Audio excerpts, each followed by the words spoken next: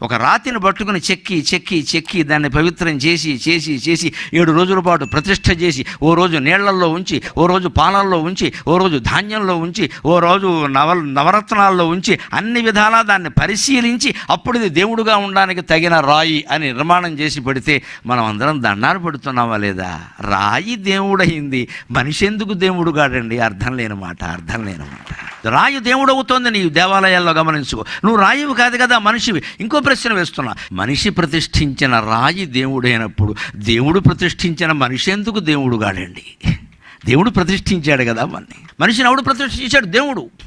మనిషి ప్రతిష్ఠ చేసిన రాయి దేవుడు అవుతుందా? దేవుడు ప్రతిష్ఠ చేసిన మనిషి దేవుడు కాదా? నీలో ఉండే దేవుడు నువ్వు గుర్తించలేకపోతున్నావు. దెయ్యాల ఆలోచనలన్నీ వస్తున్నాయి, కమ్మేస్తున్నాయి. దాన్ని పోగొట్టుకోవచ్చు, విధానం ఉంది. పురుగైనా పువ్వుతో స్నేహం చేయడం వల్ల దేవుడు పాదాల దగ్గరికి వెళ్ళింది, స్త్రీల శిరస్సులను అధిరోహించింది. రాయి అయినా విగ్రహంగా ప్రతిష్ఠ అయ్యేసరికి దేవుడైంది అది.